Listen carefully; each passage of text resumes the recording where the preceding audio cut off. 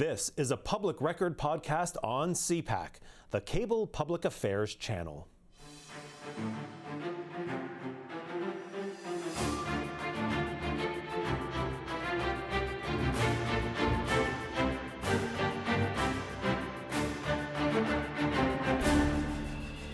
Award-winning broadcaster Carol Off discusses her book, At a Loss for Words, Conversation in an Age of Rage. Off says the language we once shared has been co-opted by extremists and that we lack the vocabulary to coherently disagree. She examines the erosion of democracy and truth, the weaponization of language, and how language is being distorted for political gain in a highly polarized world. Here's that conversation with Carol Off and Heather Bakken, President of World Press Freedom Canada. Well, hello everyone, and Carol, welcome back to one of your former hometowns. Hello, Heather, thank you. In Ottawa. Yeah. I'm just curious to know, because we've both worked at the CBC, how many people here are fans of Carol from her days on As It Happens and on CBC? All right. Who's not a fan? So Yeah. Who's the door?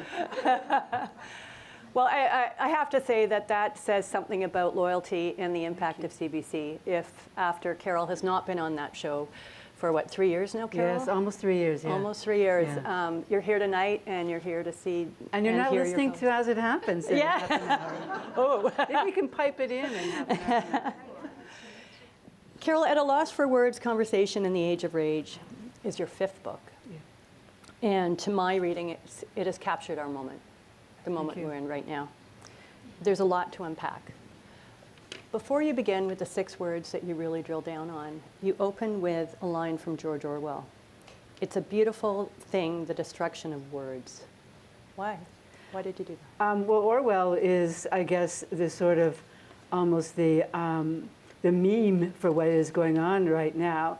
And it's interesting that on his deathbed, he gave his final interview he gave.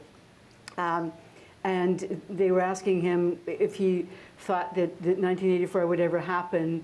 Has he predicted something? And he said 1984 is not a prediction, it's a warning.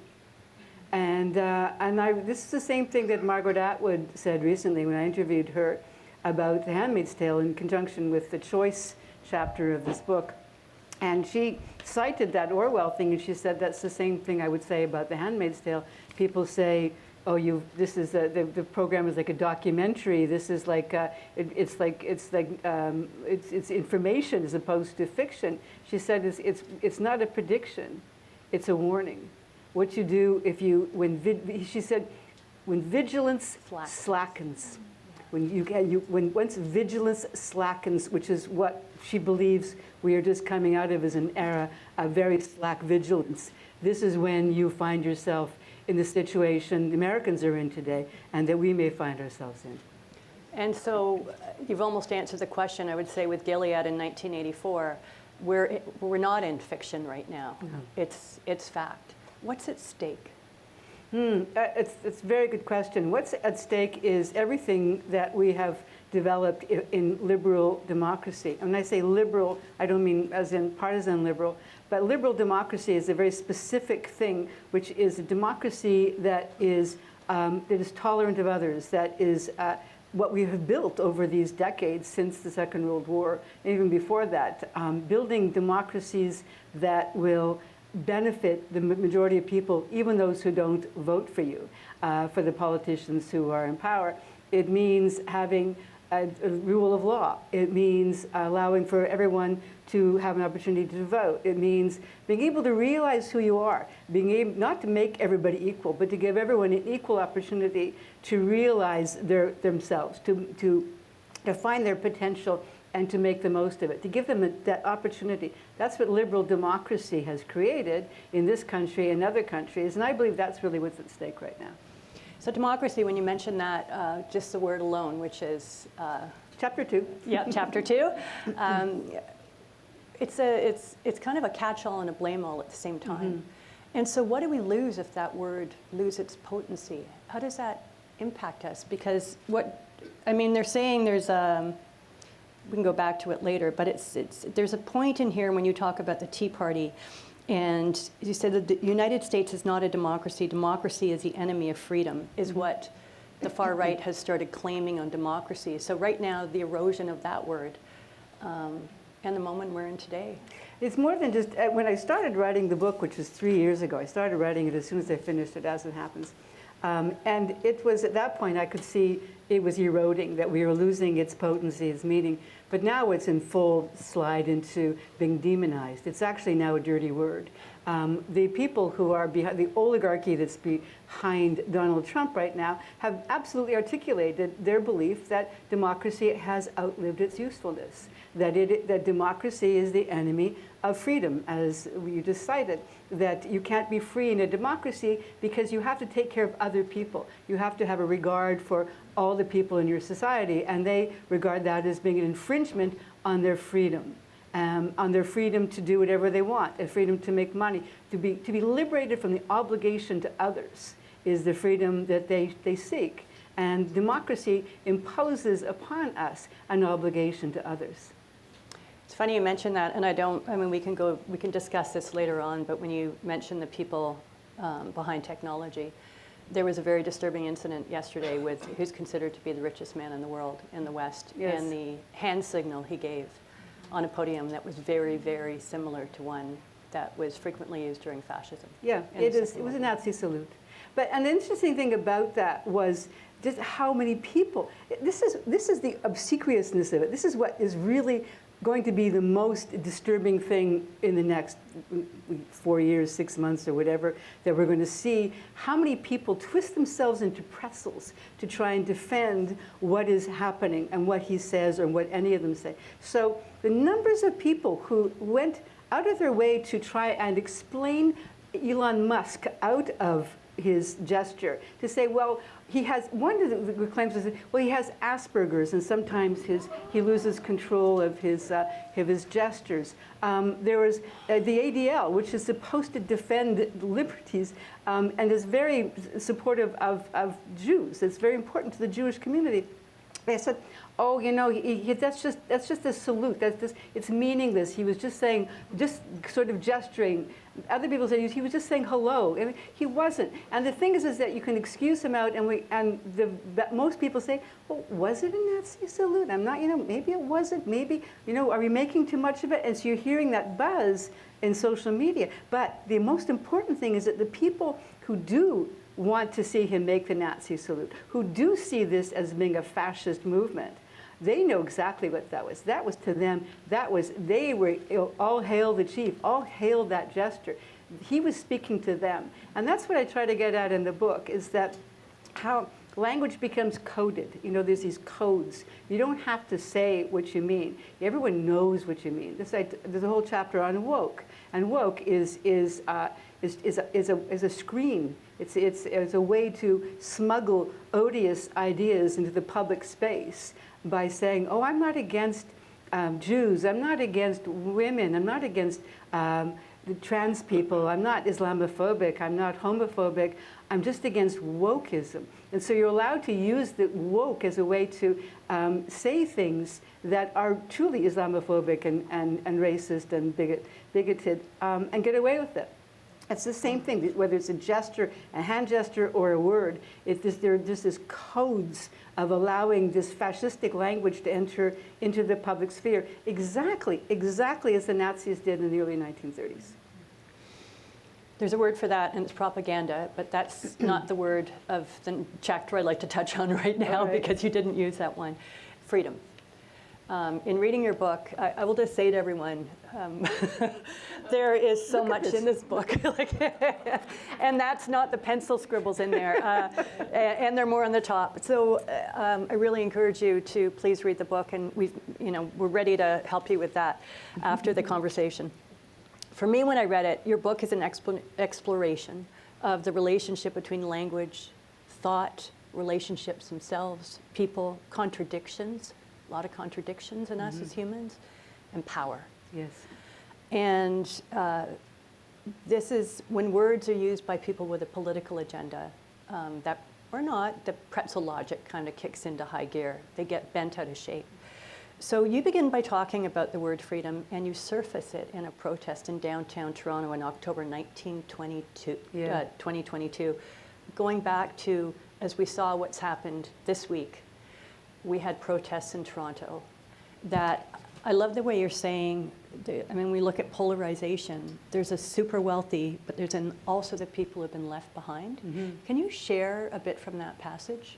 It was nothing like what you people in Ottawa went through, but the freedom convoy, that so-called freedom movement, it continued around the country, as you know, and so every Saturday, rain or shine, there is a parade down Bloor Street during what they call the Mink Mile. I mean, this is like one of the luxury shops of Canada, really. Toronto especially are in the Strip, and they parade down that street. And with bed sheets, with big, freedom now, we have to be liberated, our freedom's been taken from us. And this, you mentioned it earlier, there was one sign on this particular day that was in support of Cyrus the Great. And I think, so I actually, right on the spot, I Googled it, and of course Cyrus was a king who liberated the Jews. And so this idea of associating themselves with Jews who are oppressed, who need to be liberated and taken out of this darkness. And so, and often, there's often that association with oppression that you saw it here in Ottawa. We've seen it in the other ones where this idea that somehow their freedoms have been taken to such a degree that they are part of the oppressed minorities of the world, like black people in the South or Jews in Europe in the 1930s. They make those analogies. And so this idea of identifying with these others, to believe that somehow this is what's happening to you, struck me at that moment. I thought, well, when I write this book, this will be the first chapter, because this idea that freedom, this is what they think is at stake. When for me, freedom is exactly what we just described. What people who are people on the Nelson Mandela and Robben Island or Martin Luther King. Well, you heard the speeches just this week again. That speech in 1965 when he talks about free again, let freedom ring. That's what freedom I understood meant. But then we were seeing this movement here in Ottawa, and we're seeing it on the streets of Toronto that was about something entirely different, and I couldn't reconcile these two different views of what the word freedom actually meant. It's interesting you say that, because I recall from your book, I think one of the things that jumped out was a "Wake Up Toronto!" exclamation mark, and then freedom is essential. And it's funny you mentioned Martin Luther King, because woke came from wake up, like make sure you have everything covered. And it was about freedom. But on the polar end of that now, people are saying wake up, and freedom is essential. But it has a completely different meaning, as you just outlined. And the language is co-opted, right? I mean, that was the interesting thing that's really struck me when Kamala Harris entered the race. And the first word out was freedom. The big banners, freedom. The Beyonce song, freedom, that they were going to take this word freedom back. And it was interesting at that point, the Republicans, which is normally their word, and they're now reclaiming it in the language we heard this week, but they had forfeited that. They had given up on the word freedom. Instead, what you're hearing from Republicans was that we have to stop woke. We have to control these trans people, these gay people, these woke people. We have to take books out of libraries. We have to shut things down. We have to stop all these things that are bothering us. We have to reclaim our place in society as being this kind of white Christian nationalism that was evolving within the party. Whereas now we saw, when Kamala Harris took the stage, was that freedom was something else. Freedom was the freedom to live with dignity. The freedom, as she said, to send your kids to school without worrying that they're going to be shot. The freedom to choose when and if you're going to have children was fundamental freedom that we fought for so long and hard, to have reproductive rights and reproductive freedom. The freedom from want, which was, she used that exact expression, which was from FDR, right, from Franklin Delano Roosevelt, when he was talking about the 4 freedoms. He said, the freedom from want, because if you have want, if you're without food, if you're without the means to live, you can't be free. You can't make decisions. You are a slave to anyone who's going to take care of you because you're not free. So she spoke of the freedom from want. And so this reclaiming of this traditional idea of freedom, which includes this obligation to others so that everyone has access to this idea of freedom, that's what she was attempting to take back before the election delivered the results we saw this week. You just described to me how you described your childhood. And I know as a journalist, you're supposed to be the conduit for the story. You inserted your family in this. And when you talk about freedom from want, you talk about your father and the unique experience that brought you here today, probably, because there was something there that recognized that freedom from want. Could you share that? My father was he was a pretty ordinary guy. He worked. We eventually moved to Ottawa from Winnipeg because he worked in the tax department and as a special investigator. And but he was a kind of a social justice warrior in his own way. He just believed in doing the right thing and that you had to take care of other people. It came from his faith. It came from his family. And so I grew up in that environment. So I talk a lot about what it is to grow up in a household like that, but also to grow up in a time where you are free from want.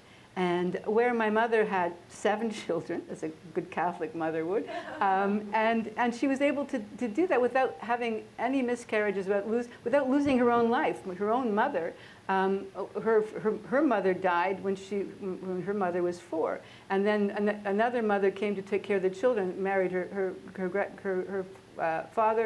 grandfather, and that woman died in childbirth, and they died from diseases. They died from measles and mumps and all these things, which we've now are inoculated against. And so I grew up in this place where no one in my family had a serious illness, where we all got a good education, where we all had an opportunity to realize who we were and our full potential, it wasn't like, well, maybe it was giving us everything, and maybe why do we pay taxes so that other people can benefit like that? But it's for the benefit of all. When all your citizens are able to realize their full potential and to use their talents and their abilities, we all benefit from that. And that was the understanding I had of taxation, of civil society, that taxes are the price you pay to live in a civil society, that you pay taxes, you vote, you take care of others, you care about others, you live in that, this is why we are going to be a success. But now we see an erosion of that is really very alarming to me. And my father's not with us, but I think he would find it deeply alarming to see the slide we're on. But there's so many parallels, like when you talk with fondness about the makeup of the neighborhood in North Winnipeg where you grew up. And could you share how your family got the opportunity through an accident your father had? Because I feel like you're the middle class that everybody likes to talk about in politics doesn't really exist anymore. But it was built in this country, and it was built because I just think you have the best story with your father. That was how the middle class created. Could you share how that happened? He was, he had basic high school education, and he was working in a meat processing plant in Winnipeg. He was a young man. He was just getting married. And while he was working with machines, he was sliding the meat through it, and it severed part of his hand. And this was something that, a kind of a workplace accident that, because I traveled many places of the world, I've seen when somebody has an accident like this in most places, they lose the ability to take care of their families, right? You're on a spiral down to poverty because there's nobody to take care of you. But in this case, in the late 1950s in Ottawa, or sorry, in Winnipeg, it was the beginning of all kinds of support networks. One thing, he had a union. It was the beginning because, Winnipeg was fiercely unionized quite early. And so he had a union that took care of him. He had health care that took care of him. And in fact, between the company and the union, they had a policy that a workplace injury of this nature would be taken care of. And what they did is that my father was given a cash settlement to, because he lost his hand, part of his hand, but he was under obligation to use part of that money for education, to go back to school. So he went back to chartered accountancy school, and I graduated from that. And then we became this kind of upwardly mobile, middle-class family, like so many others, moving around. And then he got the job in Ottawa, working in the tax department, and sort of set my life on course as it is now. But it wasn't, instead of him spiraling down in some capricious way that he has no control over when you have an accident like that, there was a net. There was a social safety net. There were systems. There were institutions. There were organizations that rallied around him in a way to get him through that. And what happened is that all of us ended up doing quite well in life and contributing well to our society because he was taken care of at that crucial time. And so for me, that when he was dying. And I'll just finish with the last story. And I was lying next to him, and he was in in a hospital bed, and I was in a cot beside him, and I was holding his hand and feeling that finger, that part of his hand that was missing, and thinking, oh my gosh, everything in my life flows from that loss, but it doesn't because everything flows from living in a society that gave me an opportunity to be who I am today. That's what it was. And I realized at that moment when he was on his last night of life, that I'd always believed that somehow that thumb, when I looked at it, that was why everything happened that was good in my life because of that accident of his. But I realized it wasn't. It was the fate of living in a country that was going to allow me to become who I am. And that was the grace that I had.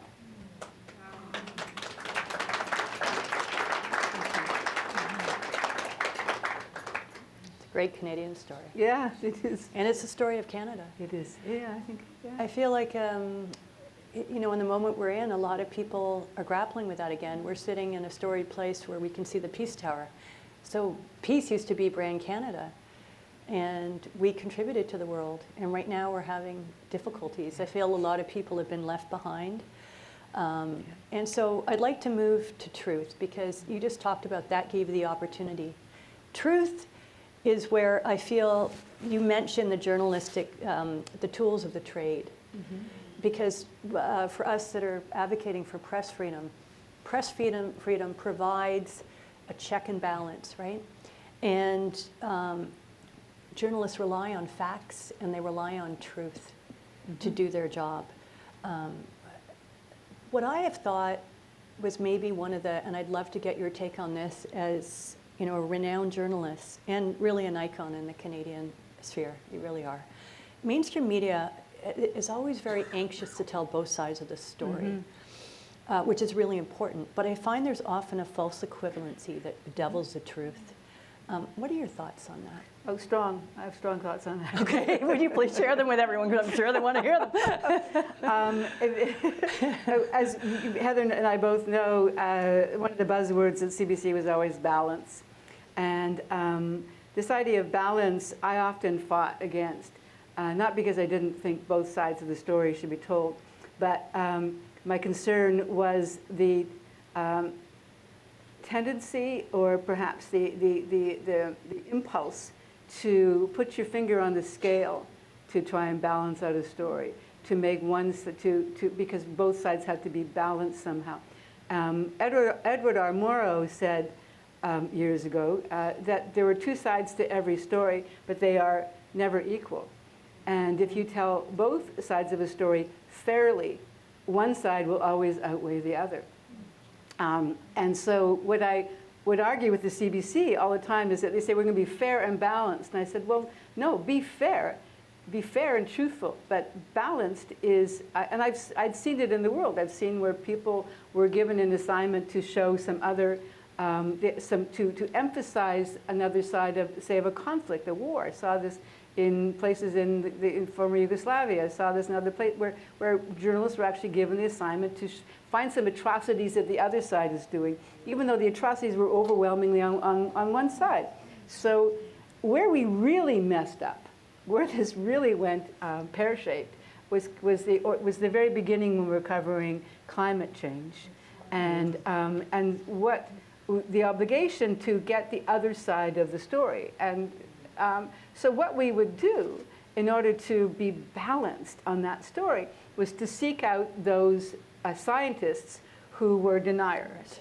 And so you'd have like the Committee for Climate Change, the panel for the big, came for alphabet soup on that one, but 1,000 scientists who are meeting every 4 years to show all their science and say, yep, something big is going to happen and it's not good. And we would report on that, and they'd say, well, surely there's somebody who doesn't agree with that. And so we would ferret out that scientist or two who said, no, this is BS, it's not going to happen, it's, blah, blah, blah. And to have that other, so if you're just going to have one scientist representing the 1,000 who say, yep, it's big and it's ugly and it's going to happen, and one said, no, it's not, well, you've balanced the story, haven't you? Well, did we miss the story or what? We did not prepare people. We would not get people on side of the reality early enough. And then, of course, we find out, and I write about this in the book, is that these scientists that we were bringing on were being paid for by the oil and gas industry. That was who was subsidizing them. We got so sucked in by the other sideism on that. And so I've argued against this idea of this constant seeking of equivalency, this false equivalency in journalism, and start to really push for just telling fair, honest, truthful stories. Which is almost a lost art in some places. I mean, it's under threat. It's hard. It's hard to do. It's hard to do. There's no one saying it's easy. We mess up. We get it wrong. But that's. Of course, it's difficult. If it wasn't difficult, we wouldn't be living in a democracy. That's right. But you're bringing up a good point, because there's one place I know, I don't want to single anybody else. There's someone I know who's an editor who says his reporters do not have any deadlines. And they actually create very high quality work. But that costs money. Yep. Fact-checking costs money. All of this does happen. So what do you think a journalist coming in today is up against? Because to your point, that false equivalency, you're also under deadlines, filing to multiple platforms now. You have to do hits, you have to send out posts, you have to update a story. If you're going in TV, if they don't strip the audio, you're going on radio at the end of the day. So there's almost not enough time to build the relationships that you have built over your career. I feel like there's something about the connection with people that's missing. Yeah. What do you think? Yes, I think that it's the assignment is so much larger for most journalists now, but reporters, not talking about people who are getting to do big docs or getting to do opinion writing. But at the same time, the technology is so much easier. Doing a television hit in my early days was the 2,000-pound pencil, right? You were dragging around 4 people trying to make your program, your news story. Now you can do it on your own with your phone. And if you're good at it, the young people are far better than I would ever be. But they can get very incredibly good sound, okay sound, and do reports, and they can do hits. They can send them.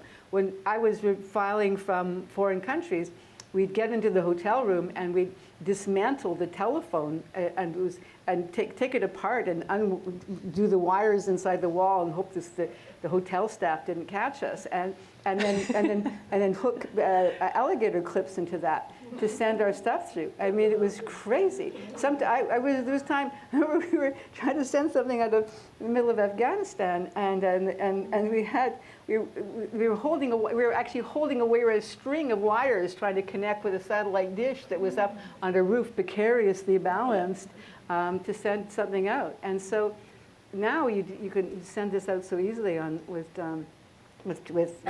just all kinds of hardware and stars in the sky, some of them belonging to Elon Musk, that allow us to do that, right? And so so I think I don't know how much, because I haven't been in the field in so long, I don't know how much of it's balanced out, but I sure think it's a lot easier to actually do your job now than it was. Well, there's an irony in that, because there are way few people in the field outside of our borders Well, and in local communities. Yes, and that's and very few in the foreign field. The CBC is the only one now with people in the covering things in the foreign sphere in Canadian journalism full time. The people who actually live there. It's really unusual now. Well, the Globe has the still, yeah, the Globe still still, in there. yeah. But I guess I'm thinking of TV and technology. But the no, I think what I'm really worried about far more than anything are the news deserts that are across the country. And I just did a big tour. I was all over the country with this book, and the numbers of places where their newspapers are dead, their radio is gone, their sources are gone, and their CBC isn't. They're not well served by the CBC because it's just one reporter. Even though I think there's an initiative now. About a dozen new pocket bureaus are going to go in across Canada, which is I'm so glad to see. And so they have no local coverage, and so people are saying, well, that's okay. I mean, if anything I need is on my phone. I'm thinking, are you crazy? You think that you're getting the news on your phone? You're getting a mirror of yourself on your phone. You're just getting an algorithm of you fed back to you. And do you think Mark Zuckerberg cares whether you get your city council meetings are covered or what's going on in the school board? You think that you're actually going to get that from you're not. And so one of the things that Pierre Poilievre has been saying is that when he's the prime minister, there will be, first of all, CBC is gone, as you know, right? Don't have any doubt about that, okay? It's gone. Then you've got a situation where he says that media should be market-driven, that there shouldn't be any support. And there are little supports all through the private sector that help hire local journalists to pay for things, to get tax subsidy. All that, he said, should not exist because that's a form of censorship. It's not good for free speech. That the marketplace will determine what exists in the media landscape. And so you as consumers will decide through your purchases, through your market-driven system, what should actually survive. And he's a libertarian, so that's consistent with his philosophy. But we stand to lose what little bit that's left in this landscape if some of this comes to pass, especially if we lose CBC, which is a really good possibility. Well, the CBC's digital is the most trafficked news source in Canada. It's where most people get their news, and you don't have to pay for it. And it's not behind a paywall, yeah. Yeah, and so maybe there's a way to talk about how to fix the model. But if everybody lost their news, to your point, I mean, you had a funny comment. I'd like to hold out to the end to have a bit of hope so people can leave on a high note.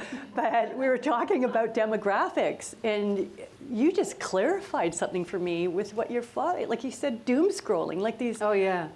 Well, I think that, we're worried about our young people being on their phones all the time and getting everything from that. But, we're far worse than they are.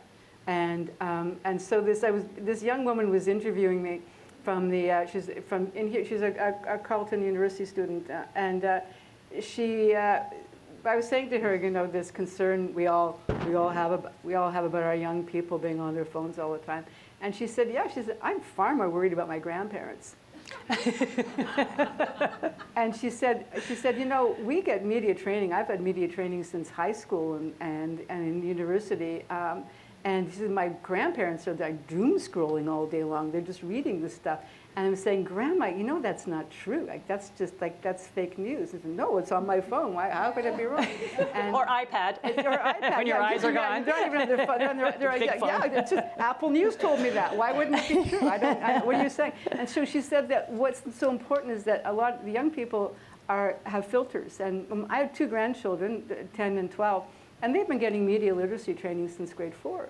And what they're being trained is to try and see what is true, try to develop muscles, try to develop a context for things to figure out what rings true, what isn't, what's false, what's fake, how are you being snowed, and they're much better at it than I am. And they're 10 and 12.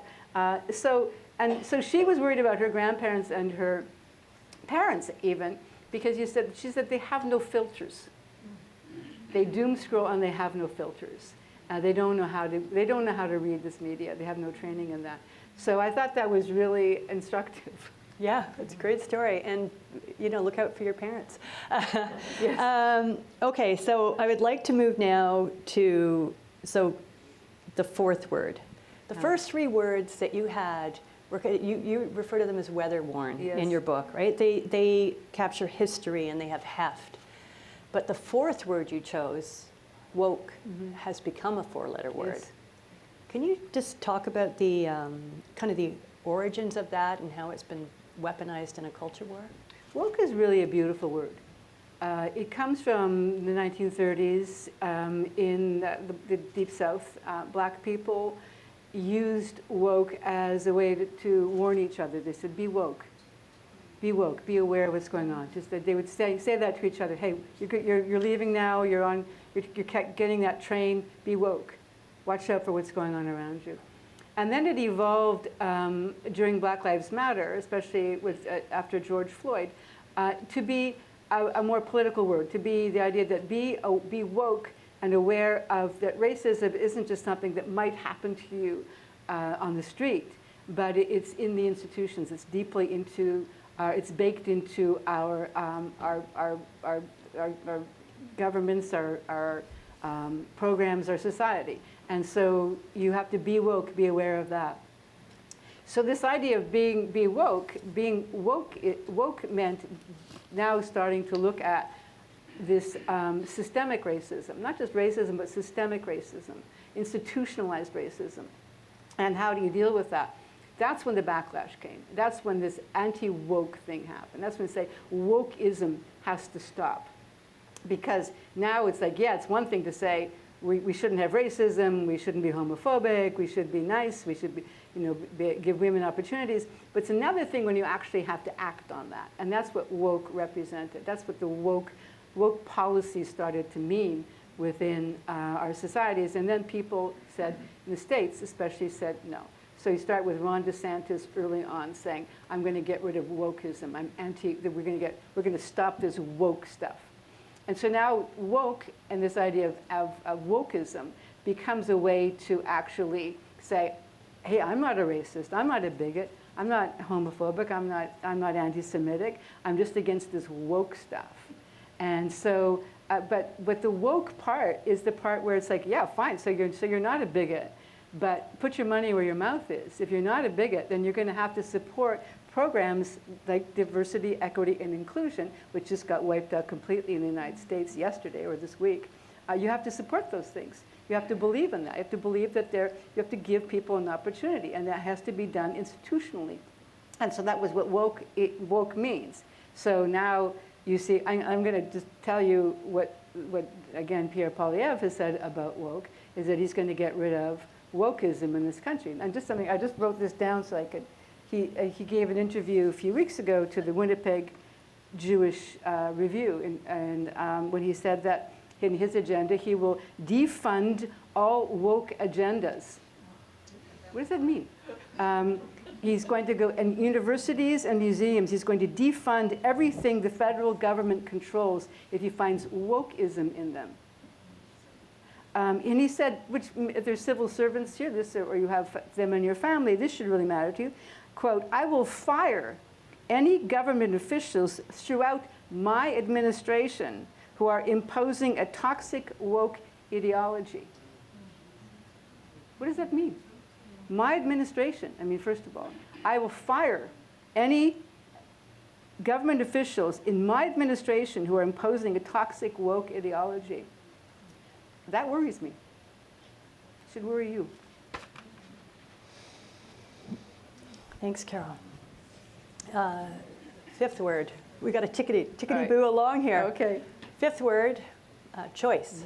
Okay, why did you choose that word? Well, I had a lot of choices, and choices it mattered to me a lot as a woman. And when I started writing the book 3 years ago, I never could have imagined we'd be where we are now. I actually was worried that I shouldn't do it because surely Roe v. Wade's not going to disappear. How could that happen? Surely, even if it did, it would just be a matter of taking it to court and it would all be back where it was. Surely we're not really going to go down the Handmaid's Tale road here.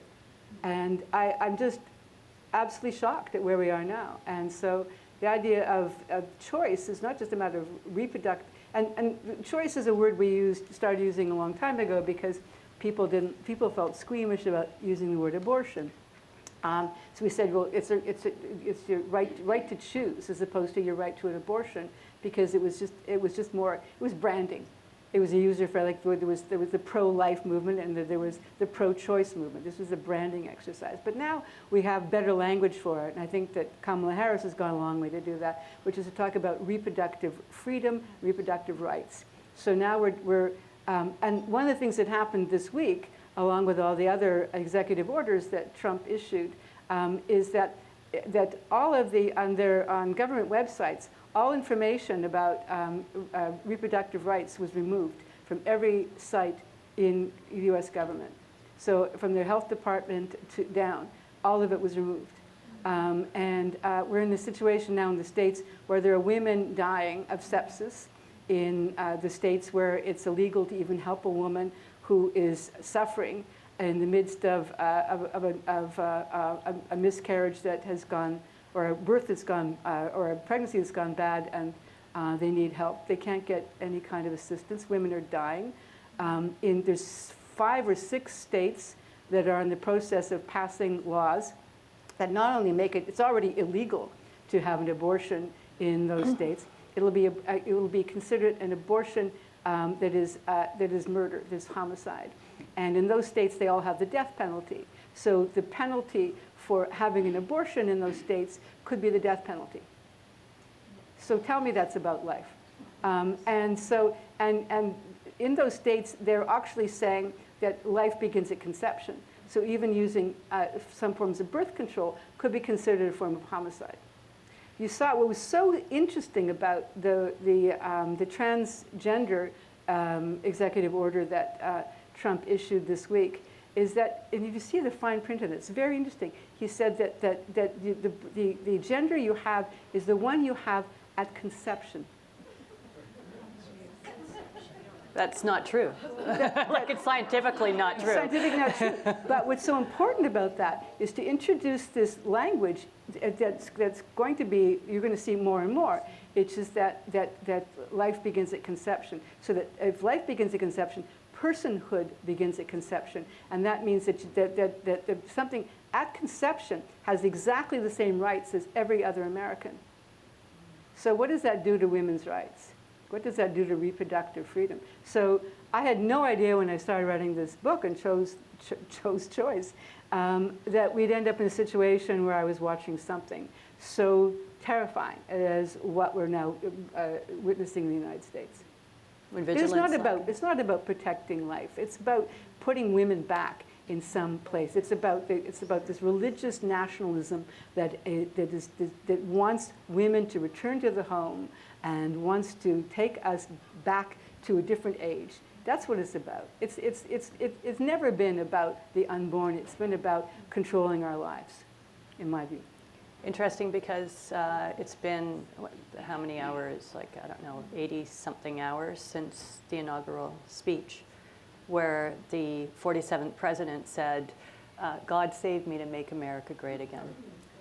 So it's on that theme you're talking about, kind of the religious Cyrus the Great, yes, emancipated people. That's what Cyrus, in fact, that's the idea. That was one of the things about Cyrus the Great is considered by some in the religious right that Donald Trump is the new Cyrus. There was a coin issued, it was actually printed in Israel, I think, of Cyrus on one side of the coin and Trump on the other, as the savior of the Was it a Bitcoin?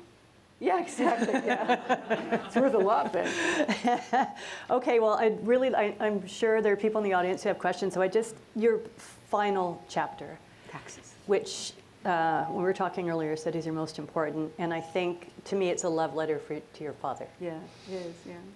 Yeah. You yourself said that taxes may appear to be an odd addition, but you call it the most important word.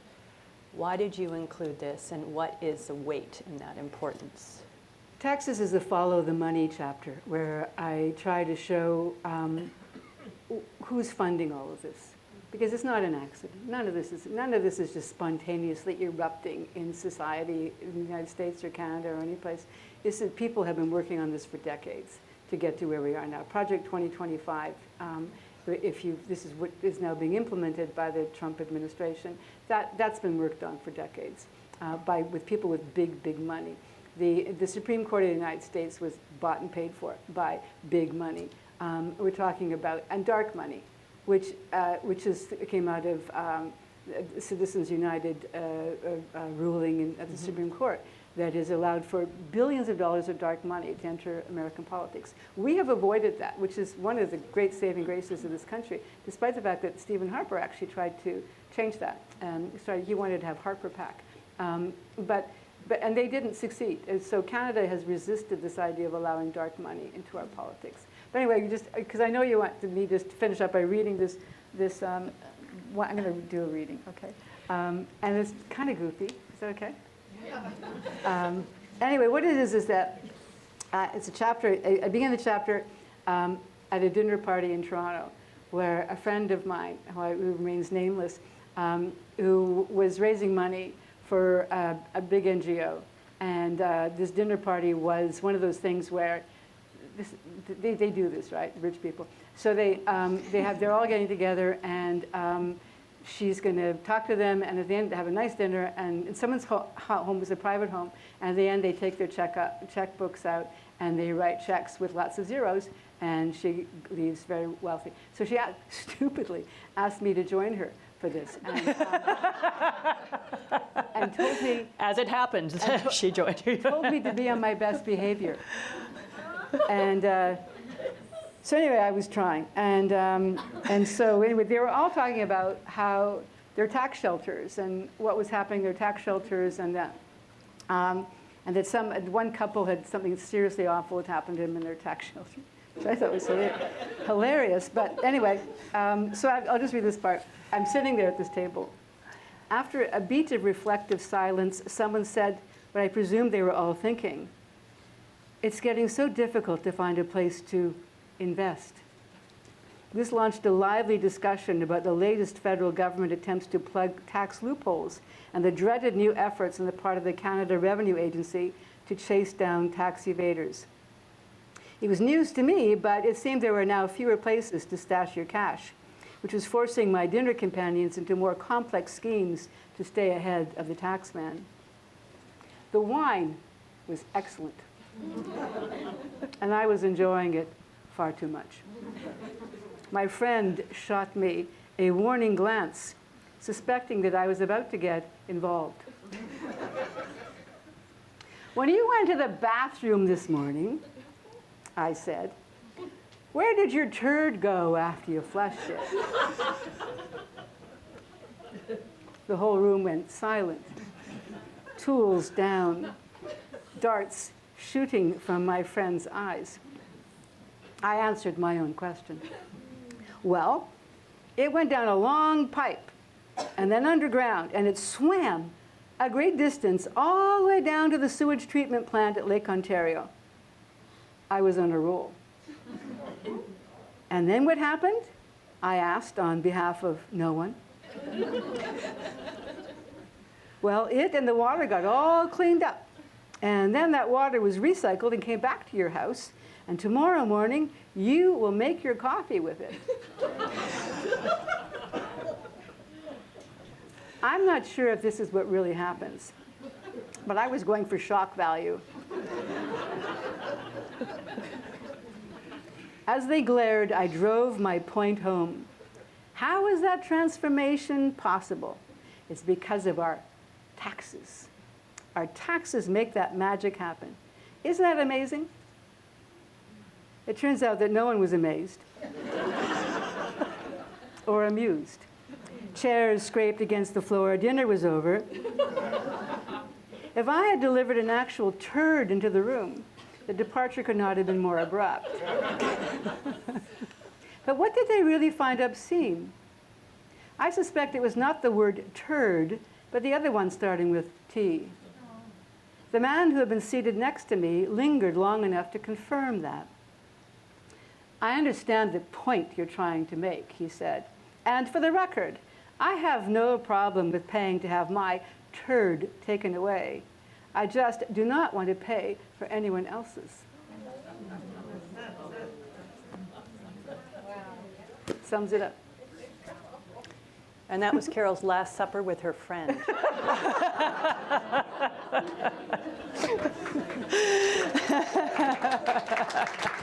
Yeah, thank you. I would love to turn it over. We at World Press Freedom Canada, of course, we have an amazing committee, and we work very collaboratively together. And of course, because it's loaded with journalists, they have input into this conversation tonight. Okay. And one of I thought the funniest question was, I was like, how do I start it? And I said, well, ask Carol Off what Carol Off would ask Carol Off on As It Happens. Oh, right. And that probably would be fair to you to load it on you, but I will put that on the audience. Now's your chance. What would you like to ask Carol Off? And please say your name and then ask your question. Oh, and Allison, by the way, sorry, Allison's got, that was the one thing I had to remember, right? Yeah, she's got the mic. Thank you. Hi, I'm Laura Peck. Hi, Laura. Proud Cape Bretoner. Worked for the CBC a long time ago, and the manager told me a long time ago that there were going to be big cuts coming to the CBC. Mm-hmm. And even though we go coast to coast to coast, we are going to have big cuts coming. So my question to you is, what about the cuts to the CBC? How do you also, because the new thing is keeping up with the misinformation. It's not enough that we report. We also have to clarify when there's misinformation, disinformation. How do you do that when newsrooms got smaller and smaller in terms of actual people? How do you do that? Okay, are there two questions there? One about the CBC, one about how to... No one, okay. You can pick the one you like. Okay. Ooh.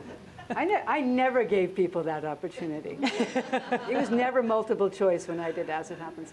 I'll just, on the CBC, I'll just explain to you what I know at this point, and there are people here that might have more updated facts. But what I understand is that there's $1.4 billion is the amount of the public appropriation for the CBC, and that $1 billion of it will be removed, leaving 400,000. But when Pierre Poilievre says that doesn't want to get rid of French services or doesn't want to get rid of Northern services, or he can't do that. He can't. It's a public. It's a crown corporation, and CBC. And it's not even the CBC. It's public broadcasting is the crown corporation, and he can say your appropriation is cut by $1 billion, but he can't say how that 400,000 will be, or 400 million will be then spent. And from what I've been told is that it's possible the CBC will simply use that, not simply, because it'd be really, it's not cuts at this point. These are just like, you're losing not just like limbs, you're losing the body, but the other 400 million will be spent to try and keep this, because it's a mandate. There's this mandate. Unless they change the mandate, the CBC's mandate is vast. And CBC has been asking for that mandate to change for a long time because it's too large. So in order to do that mandate, you spread 400 million out on that mandate. And that's how we'll do it. As far as, I'll just quickly answer the question about how do you deal with disinformation. And there are people here, Jennifer Irish is here that knows better about this. But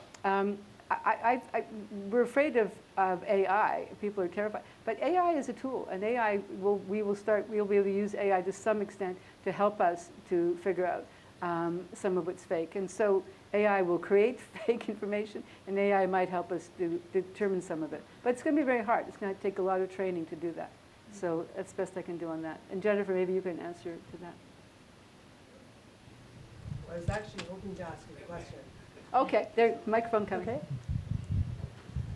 And the fact that I'm confused whether my question is about democracy or about truth is probably a bad sign. I think my question is about reclaiming language. And it is true at the Information Integrity Lab, we do a lot of work on terms of advancing the understanding of disinformation, misinformation. Disinformation, we have an established definition for that. You know, it's information that has been distorted to deliberately mislead people. And yet it's been co-opted in the name of freedom of expression by some. Yeah. And so those of us that are in this business are kind of torn. Do we abandon that term because it has been sullied by this interpretation that it impacts freedom of expression, which is absurd? Or do we reclaim the idea of what freedom of expression really means, which is about information integrity? So just wondering about that, your views on reclaiming language in that way. Yeah. I think discrediting things like facts and truth is part of that concerted campaign to break down our civil society. It's actually very orchestrated to do that. And one of the things that Hannah Arendt said, the philosopher, she said that when in the Origins of Totalitarianism, she says that the point of the lies, the political lies that are told, isn't to convince people of those falsehoods, not to convince people of lies, but to make them unable to tell anymore what's true and false. Just to say, well, I don't know what's true. I don't know if was that a Nazi salute? I don't know. It could have been, maybe not. And she said, once people cannot tell the difference between what's true and false, with such people you can do anything. And that's the origins of totalitarianism.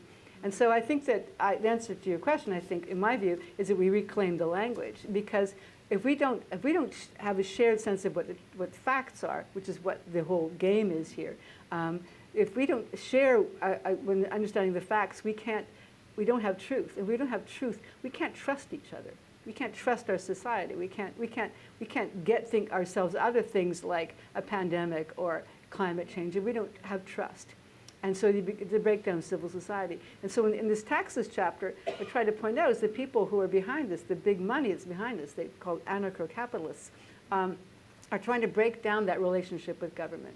And one of the key ways of doing that is to break down our relationship, our trust in government, with our trust in the truth, and our understanding of what the facts are. So I think it's really insidious.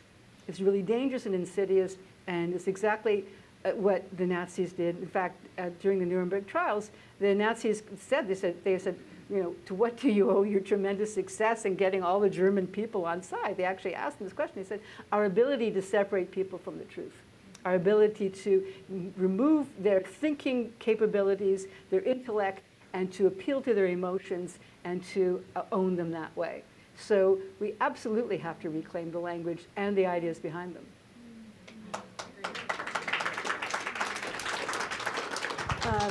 We have two more questions, so hello. Hi. We'll take those two and then we'll wrap it up. Great. It's Allison Crawford. I'm a former national reporter with CBC, and I'm feeling very down after this wonderful event.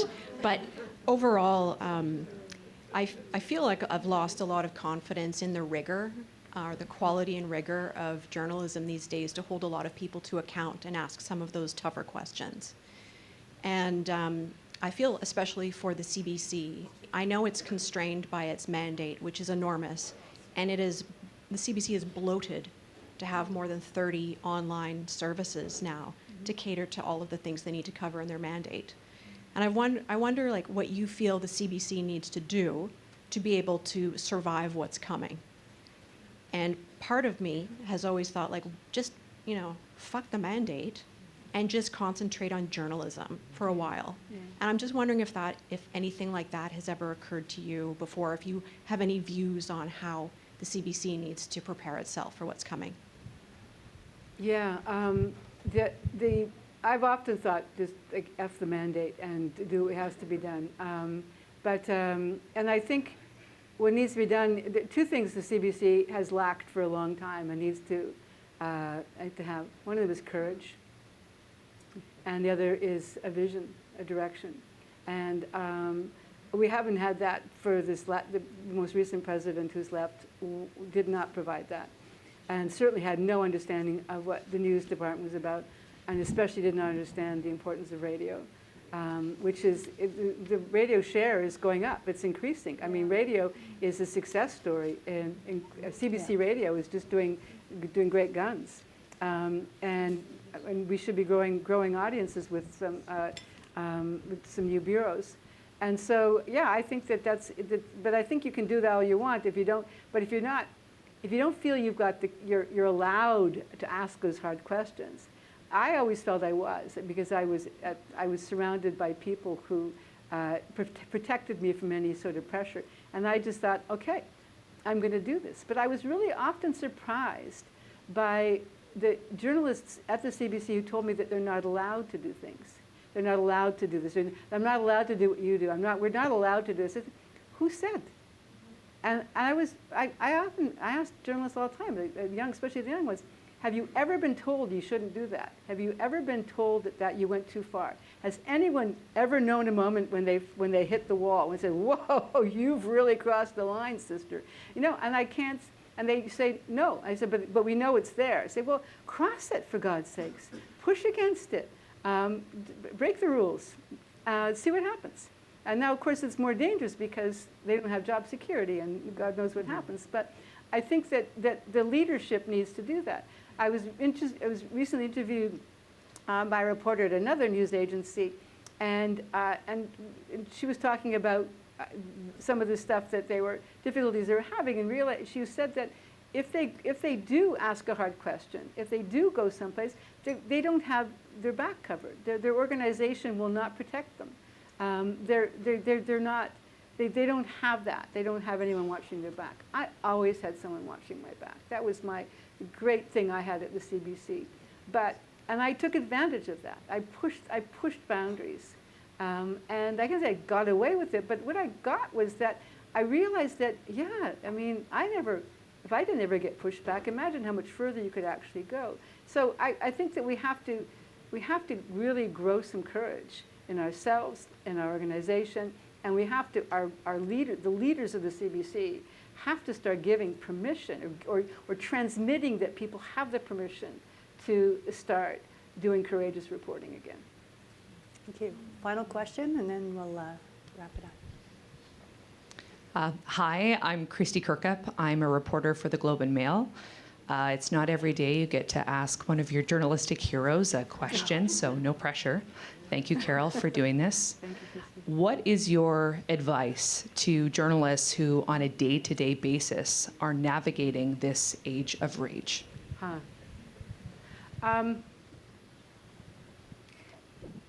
That you have to listen with your head and not your emotions. And that's just not for journalists, it's for all of us.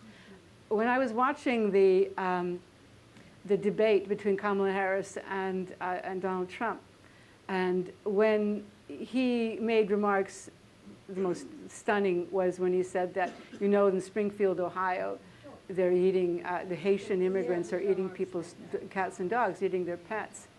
And Kamala Harris's face was like, whoa, that's crazy. Yeah. And we were all thinking, oh my God, the guy's unhinged. He's lost it, he's gone, he's not going to win now. Not only did he say that, he went on to say other more outrageous things. We as media, as journalists, we ran to Springfield, Ohio to find out if anyone had eaten a chihuahua, and found out that it hadn't.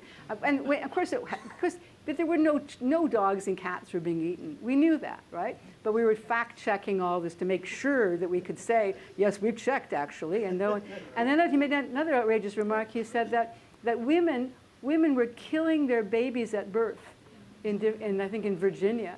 And so people went to check to see if women were killing. Of course they weren't. None of this was happening. So Trump's success was that while we're all watching this rational side of things and this debate that's going on here, he's winning the irrational debate. He's appealing to people's emotions, their fears, their anxieties, their suspicions. They're thinking, well, are they eating pets in Springfield? Maybe they are. Maybe they're not. Who knows? I don't know what to believe. And he's appealing to these emotions, their fears. I am afraid of these immigrants who are going to come into my kitchen and slit my throat or rape my daughter or steal my car. I'm afraid of them because he's told me to be afraid of them. I'm afraid to send my kids to school because this is apparently quite often people found that people in communities believed that if they sent their kids to school, the school would send their kids at lunch or recess off to have their genitals removed. I mean, he actually told, they believed it. Well, because they would have a sex change against their will. That was something that was being transmitted through the Trump campaign. So the appeal to the irrational, the emotional, is what was so successful there. And that's what demagoguery does. And that's what we're in the age of demagoguery. The populist politics is demagogic. And so this demagoguery plays us against them. It plays, that's the most powerful narrative there is. It's that I'm here, I'm the populace, I'm going to take care of you against them, those globalists, those woke radicals, those extremists. Stay with me, I'm going to do that, because if I don't do it, no one will protect you. And so there's all this irrational language, or the emotional language that gets used. And people get wrapped up on that. And so it's very difficult to listen to this with your rationality, with your intellect, and to hear what's really being said. What are they really saying when these things these remarks are made? What's really being communicated? And try and keep elevating the discussion and the debate to that rational level. And so protect people from this seething emotion that we're caught into. And that's exactly, again, to go back to what the Nazis did in the 1930s, appealing to emotions, appealing to that base, cutting people off from their rational sense. So that the point of this whole book is actually this cautionary tale, but also this appeal to people, to all of us, to start listening with our heads, to really, really pay attention to how the language is being used around us, how we're being manipulated with language. So the role of the reporter in all of this is to really listen to the language and to start really pointing out how we're being manipulated by language. We have to ask the question, what does this mean? Today there was an interview with Pierre Poilievre about, does he believe that there's more than two genders? And he said, what other genders are there? What are they? Which is one of it. And the reporter couldn't, he stumbled in that. And he should have been ready with that. If you're going to ask that question, be ready with the follow-up. I felt badly for him because I think that there was a way of handling that. But we have to, if you're going to challenge them on this, you have to know your stuff and say, okay, tell us exactly, lay out what you believe. What is your policy? How are you going to deal with this? What does woke mean? What do you mean when you say that you're going to fire people who have a toxic woke ideology in your administration? What does that mean? And to keep picking away at the words on a rational level and avoid what the whole objective is to appeal to your rage, to get you angry, and to get you irrational. And so that's my appeal.